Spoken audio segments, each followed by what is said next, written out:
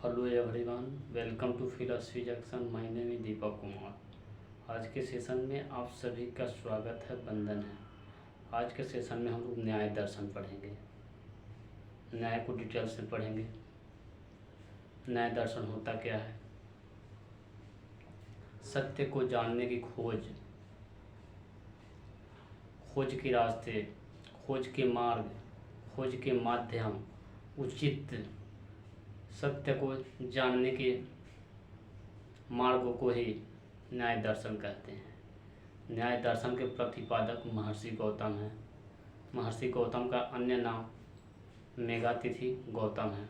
इनका अन्य नाम अक्षपाद है। अक्षपाद के नाम पर इनके दर्शन का नाम न्याय दर्शन पड़ा। महर्षि गौतम न्याय सूत्र की रचना की। जो न्याय दर्शन संपूर्ण न्याय दर्शन का आधारभूत स्तंभ है। संपूर्ण न्याय दर्शन न्याय सूत्र पर आधारित है, न्याय सूत्र पर बेस्ड है। न्याय दर्शन पे ही न्याय सूत्र पर ही न्याय दर्शन की सारी क्रियाकलाप, सारी कल्पना संभव है। न्याय दर्शन में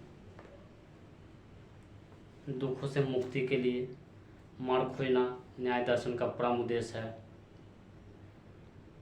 न्याय दर्शन में दुखों से मुक्ति के लिए मोक्ष मार्ग को सम्यक ज्ञान के द्वारा प्राप्त किया जा सकता है। न्याय दर्शन में मोक्ष को अपवर्ग कहा जाता है।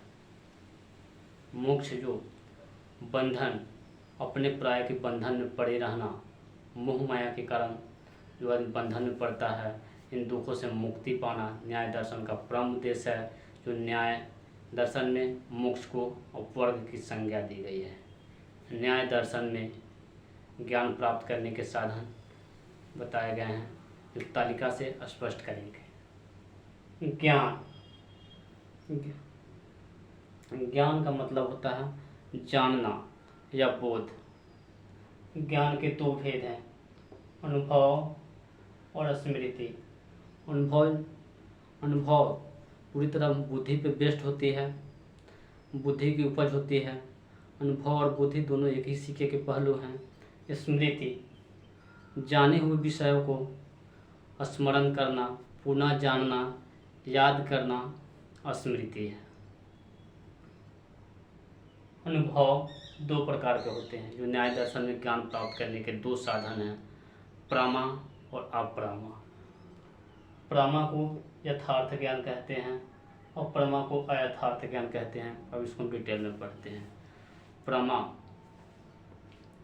का अर्थ होता है यथार्थ।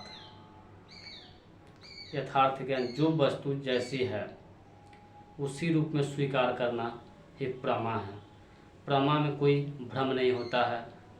प्रमा संदिग्ध ज्ञान है, वास्तविक ज्ञान है, जिसमें कोई भ्रम नहीं होती है। जो वस्तु जैसी है उसी के रूप में स्वीकार किया जाता है। घड़े को घड़े के रूप में, रस्सी को रस्सी के रूप में, सर्प को सर्प के रूप में, घोड़े को घोड़े के रूप में, मार्कर को मार्कर के रूप में, बुक को बुक के रूप में, डस्टर को डस्टर के रूप में, ब्लैक बोर्ड को ब्लैक बोर्ड के रूप में, अर्थात जो वस्तु जैसी है उसी रूप में स्वीकार करना ही यथार्थ ज्ञान है, प्रमा है। यथार्थ ज्ञान में अनुभव पर आधारित होने के कारण इसे सत्य माना जाता है।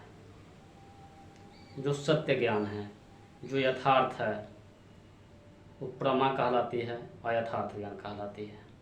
प्रमा के चार भेद हैं, प्रत्यक्ष, अनुमिति, उपमिति, शब्द। वहीं पे आते हैं अप्रमा, प्रमा के अंतर्गत ही पढ़ेंगे।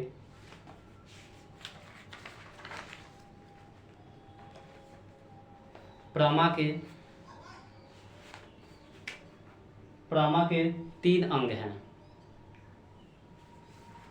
एक नंबर में प्रमाता।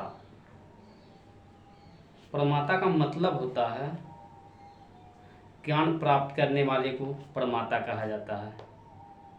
जो ज्ञान प्राप्त आप जो कर रहे हैं, ज्ञान प्राप्त करने वाले हैं, उन्हें प्रमाता कहा जाता है। दूसरे नंबर पे आता है प्रमेय। प्रमेय का अर्थ होता है ज्ञान के विषय। आप अभी न्याय दर्शन पढ़ रहे हैं, न्याय दर्शन से ज्ञान हो रहा है, ये हुआ प्रमा। ये हुआ प्रमेय। 3 नंबर में आते हैं प्रमेय। 3 नंबर में आते हैं प्रमाण। ज्ञान के साधन को प्रमाण कहते हैं। न्याय दर्शन में ज्ञान के साधन 4 बताए गए हैं।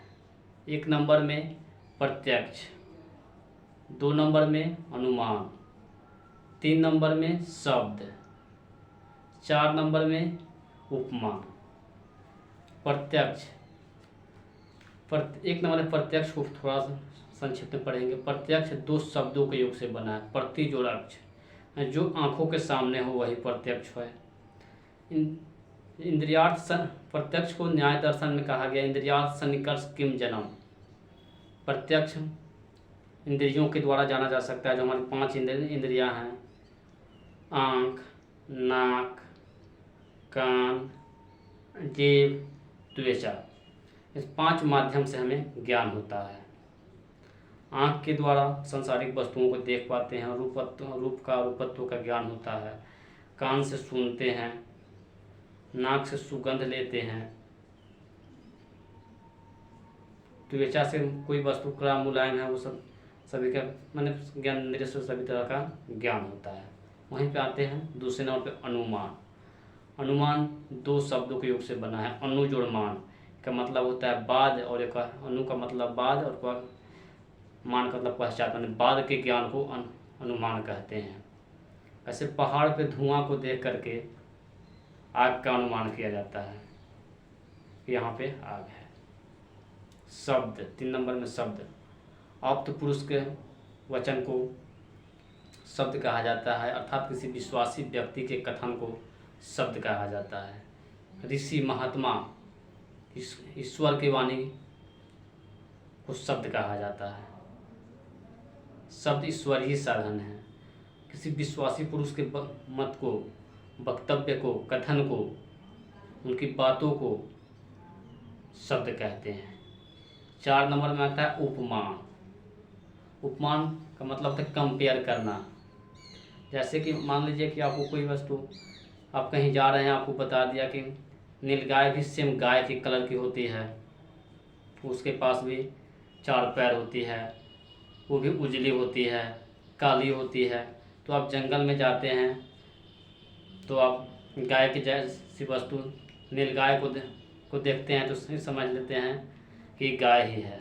वस्तुओं को कंपेयर करना ही उपमान है। उसके बाद आते हैं अप्रमा की तरफ। अप्रमा को अयथार्थ ज्ञान कहा जाता है, संदिग्ध ज्ञान कहा जाता है, जो भ्रम से परे होता है। किसी वस्तु को अन्य रूप में स्वीकार किया जाता है। रस्सी को भ्रम के कारण सर्प के रूप में स्वीकार कर लिया जाता है।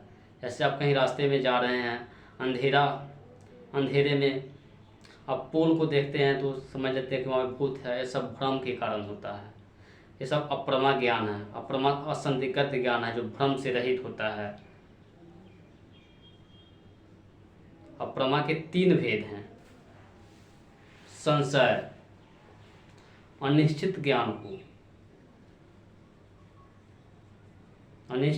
को या मन में 2 कोटियों के विचार उत्पन्न होते हैं, उन्हें संशय कहते हैं।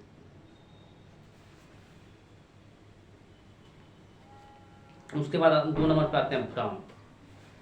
भ्रम, यदि आप अंधेरे में रास्ते से जा रहे हैं, आपके पैर के नीचे कुछ पड़ जाता है तो भ्रम आपके मन में उत्पन्न हो जाता है, ये सर्प है। रस्सी पे भी पैर पड़ता है तो आपको अनुभव होने लगता है कि नहीं ये सर्प है। अंधेरे में कहीं वृक्ष को देखते हैं तो आपको लगता है कि न सामने भूत खड़ा है। ये सब भ्रम के कारण होता है।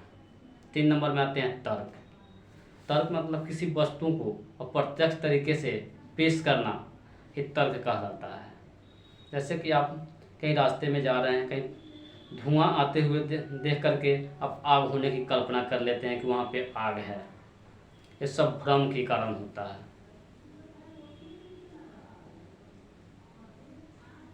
उसके बाद देखिए मेन मोटिव आप लोगों को बताते हैं कि प्रमा और अप्रमा को समझने में प्रमा को के यथार्थ ज्ञान के रूप में स्वीकार करते हैं और अप्रमा को अयथार्थ ज्ञान के रूप में स्वीकार करते हैं। प्रमा को असंदिग्ध ज्ञान कहते हैं, जो इसमें भ्रम नहीं होती है, और वहीं अप्रमा की तरफ आते हैं तो संदिग्ध ज्ञान है, जो भ्रम के घेरे में होती है। प्रमा अनुभव पर बेस होने के कारण इसे सत्य ज्ञान कहा जाता है। वहीं अप्रमा की तरफ आते हैं तो अप्रमा अनुभव पर बेस होने के कारण संभावित, अनुभव पर आधारित नहीं होने के कारण संभावित सत्य माना जाता है। मेन प्रमा और अप्रमा को समझने के लिए यथार्थ और अयथार्थ ज्ञान के रूप में स्वीकार करते हैं। अगले नेक्स्ट सेक्शन में हम लोग इंडियन लॉजिक को पढ़ेंगे। अगर आपको ये वीडियो अच्छा लगे तो लाइक, सब्सक्राइब और कमेंट करना ना भूलें। Thank you watching for this video.